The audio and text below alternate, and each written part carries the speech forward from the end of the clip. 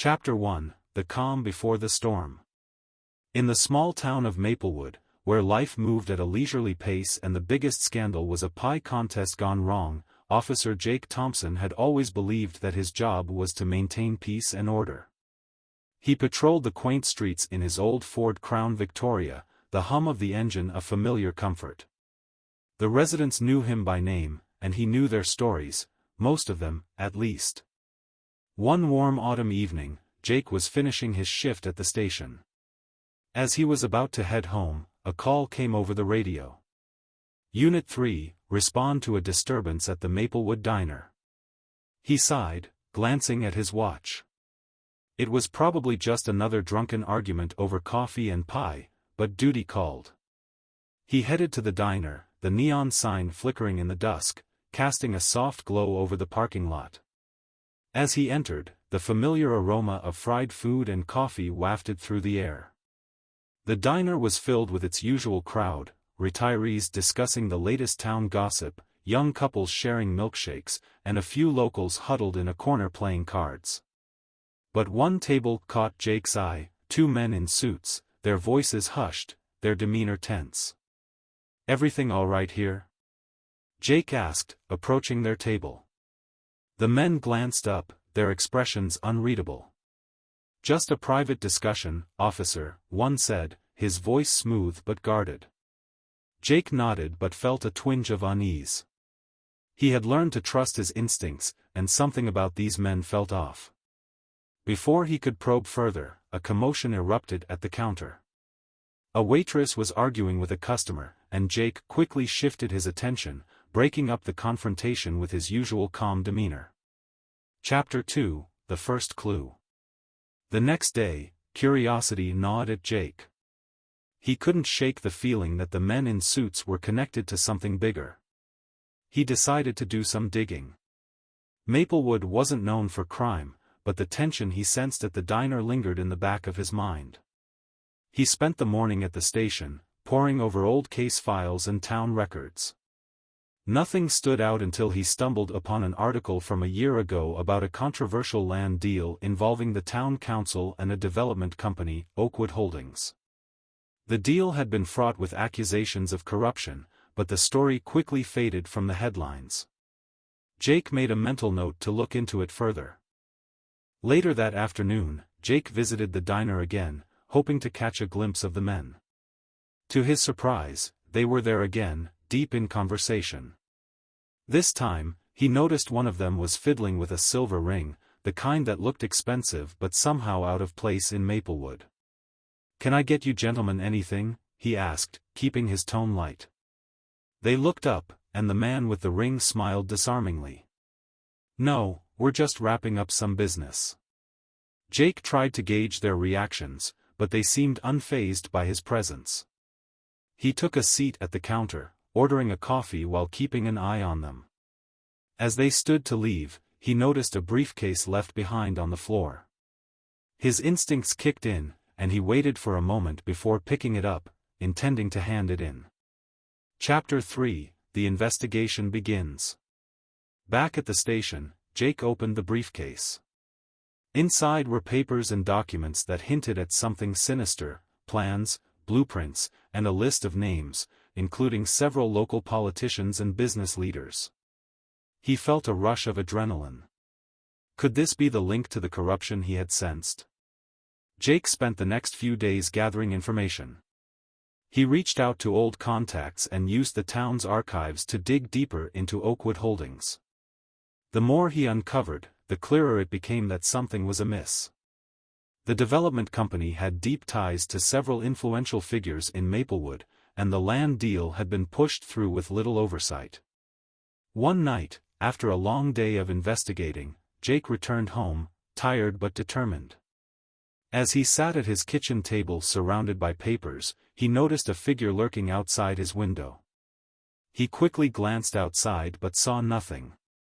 Just his imagination, he thought. Yet, a knot formed in his stomach. Chapter 4: The First Threat. The following week, Jake received an anonymous tip about a meeting scheduled at an abandoned warehouse on the outskirts of town. It seemed too risky to ignore. he decided to stake it out. He parked his car a safe distance away and waited, the night air heavy with anticipation. Around midnight, a group of men arrived, including the two from the diner. Jake's heart raced as he recognized them. They were meeting with other shady-looking characters. He pulled out his phone to snap some pictures but noticed a movement in the shadows. A tall figure stepped out, and Jake's instincts kicked in again. Suddenly, one of the men shouted, "We can't keep this under wraps forever. Someone's going to blow the lid off this thing." The tension in the air was palpable as Jake strained to hear more. Before he could get a better view, a pair of headlights cut through the darkness, illuminating the scene. Jake froze. "Who's there?" one of the men yelled, and Jake knew he had to act quickly. He turned to retreat but slipped, his foot catching on a branch. He fell, and the sound echoed through the night. Chapter 5: The Chase. Panic set in as the men began to scatter. Jake scrambled to his feet and sprinted toward his car, but he could hear footsteps behind him. He fumbled with his keys, adrenaline coursing through his veins as he managed to unlock the door and dive inside just as a figure lunged at him. Jake slammed the door shut, heart pounding. He started the engine and peeled away, tires screeching against the gravel. In the rearview mirror, he saw the men scrambling to their vehicles, but he was already on the main road, speeding away from the chaos. When he finally reached the safety of his home, he locked the door and leaned against it, trying to catch his breath. He knew he had crossed a line, and now he was in too deep. The implications of what he had witnessed weighed heavily on him. Chapter 6: Rallying Support. Realizing he couldn't take this on alone, Jake confided in his partner, Officer Lisa Reynolds. They had worked together for years, and he trusted her instinctively. He explained everything: the meeting, the briefcase, the names. Lisa listened intently, her brow furrowing in concern. "We need to take this to the chief," she said, determination in her voice. "But we have to be careful. If this is as big as you think, there are people who won't want us snooping around." The next day, they presented their findings to Chief Harris. He was skeptical but intrigued. "If what you're saying is true, we could be looking at a significant corruption case. But we need hard evidence." Jake and Lisa were given the green light to investigate further, and they set about interviewing locals, tracking down connections to Oakwood Holdings, and following leads. Each day brought new challenges, and with every clue, the conspiracy deepened. Chapter 7: Unraveling the Web. As they dug deeper, Jake discovered a tangled web of corruption involving not just politicians and businessmen but also law enforcement officers and local officials who had turned a blind eye for personal gain. One evening, while going through Old Town records, Jake stumbled upon a list of donations made by Oakwood Holdings to various campaigns. It was a shocking revelation: many of the names on the list were those he had seen at the warehouse. With Lisa's help, they pieced together a timeline of events, revealing how the land deal had been manipulated from the start. But the deeper they went, the more dangerous it became. They began receiving anonymous threats, phone calls warning them to back off, a suspicious car following them home. Chapter 8: The Confrontation. The situation escalated one stormy night when Jake received a call from an informant. The informant claimed he had crucial evidence linking the conspiracy directly to the mayor. They arranged to meet at a secluded spot, but Jake and Lisa both felt a sense of dread. As they approached the meeting place, Jake sensed something was off. The informant was already there, but as he began to speak, a group of men emerged from the shadows. They were armed, and Jake's heart raced as he realized they had walked into a trap. "Thought you could dig into our business without consequences?" one of the men sneered. "You should have left well enough alone." A fight broke out. Jake and Lisa fought back, using every ounce of training they had. But they were outnumbered. Just when it seemed they might be overwhelmed, sirens blared in the distance. The backup had arrived, and the attackers scattered into the night. Chapter 9: The Fallout. With the evidence they had collected and the confrontation they survived, Jake and Lisa finally had enough to take to the district attorney. It was a tense meeting, but the evidence was undeniable. Investigations were launched into Oakwood Holdings, the mayor, and several others. As the scandal unfolded, Maplewood was rocked by the revelations. The once quiet town found itself at the center of a major corruption investigation, and the fallout was swift. The mayor resigned, and several high-profile arrests were made. Jake and Lisa became local heroes, but they knew the fight was far from over. The conspiracy ran deep, and there were still people out there who would stop at nothing to protect their interests. Chapter 10: The Shadows Linger. Months passed, and the dust began to settle in Maplewood. New leadership emerged, and there was a sense of hope for the future. But for Jake and Lisa, the experience had changed them. They had seen the darkness lurking beneath the surface of their town, and the shadows still lingered. One evening, as Jake sat on his porch, he noticed a black car parked at the end of his street. It sat there for a while before slowly driving away. Unease washed over him. He knew they hadn't seen the last of the conspiracy. Just then, Lisa pulled up, her expression serious. "We need to talk," she said, stepping out of her car. "What is it?"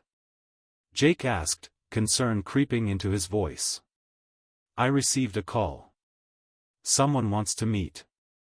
They claim they have information about the conspiracy, something bigger than we imagined." Jake felt a mix of excitement and trepidation. The battle was far from over, and the shadows in the valley still held secrets waiting to be uncovered. Chapter 11: Into the Depths. They met the informant at a nearby park, under the cover of darkness. The air was tense, the streetlights flickering ominously. The informant was a former employee of Oakwood Holdings, and he had valuable information about a broader network of corruption extending far beyond Maplewood. "They have connections in the state government, even some ties to organized crime," he revealed, his voice shaking. "If you thought it was just about land deals, you're in for a surprise." Jake and Lisa exchanged glances. The implications were staggering. This was no longer just a small-town issue, it was a full-blown investigation that could shake the very foundations of their state. "What do we need to do?" Lisa asked, determination shining in her eyes. "We need to gather evidence," the informant replied. "But we have to be careful. They're watching." Chapter 12: The Evidence Trail.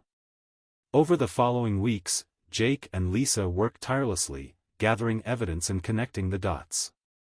They spent late nights at the station, poring over records, tracking down witnesses, and following leads that often led to dead ends. The tension in Maplewood was palpable as rumors spread about the ongoing investigations. Friends became enemies, and loyalties shifted as the stakes grew higher. The duo faced pressure from all sides, but their resolve only strengthened. One night, while reviewing surveillance footage, they caught a glimpse of a familiar face, one of the men from the diner, meeting with a known mobster in a secluded parking lot. Jake's heart raced, this was the break they needed. Chapter 13: The Final Confrontation. With the new evidence in hand, Jake and Lisa prepared to confront the men involved. They set up a sting operation, coordinating with state authorities to ensure they were ready for whatever might happen. It was a tense operation, and the stakes had never been higher. The night of the sting, they arrived at the location, their hearts pounding. As the men began to gather, Jake and Lisa watched from a distance, ready to spring into action. The atmosphere crackled with anticipation. As the meeting unfolded, everything seemed to be going according to plan. But just as they were about to make their move, something went horribly wrong. A car screeched into the lot, and men with guns jumped out, guns blazing. Chapter 14: The Aftermath. In the chaos that ensued, Jake and Lisa found themselves in a life-or-death situation. They fought bravely, their training kicking in as they navigated the mayhem. The authorities arrived just in time, but not without casualties. In the aftermath, the town of Maplewood was left reeling. The conspiracy had been exposed, but at a cost. There were losses, both personal and professional. Jake and Lisa were hailed as heroes, but they knew the shadows would always be a part of their lives. Chapter 15, A New Beginning. Months later, as the dust settled, Jake stood at the diner, looking out at the familiar faces of the townsfolk. The air was filled with laughter and chatter, the warmth of community enveloping him. He knew the fight against corruption would never truly end, but for now, Maplewood was safe. Lisa joined him, a smile on her face. "We did it," she said, her eyes reflecting the joy of their victory. "Yeah, we did," Jake replied, a sense of peace washing over him. "But we have to stay vigilant. The shadows never truly go away." As they stood there, watching the sunset over Maplewood, they knew they were ready for whatever came next. Together, they would face the challenges ahead, ready to protect their town from the darkness lurking in the valley. Epilogue, The Echoes of Shadows. Years passed, and Maplewood flourished under new leadership. But Jake and Lisa remained vigilant, patrolling the streets and ensuring that justice prevailed. They had seen the darkness that could hide beneath the surface, and they were determined to keep it at bay. One evening, as they wrapped up their shift, Jake received a call about a disturbance at the diner.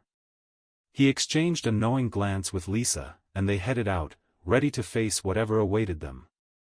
In the quiet town of Maplewood, the shadows would always linger, but as long as there were those willing to fight for the truth, the light would never truly fade.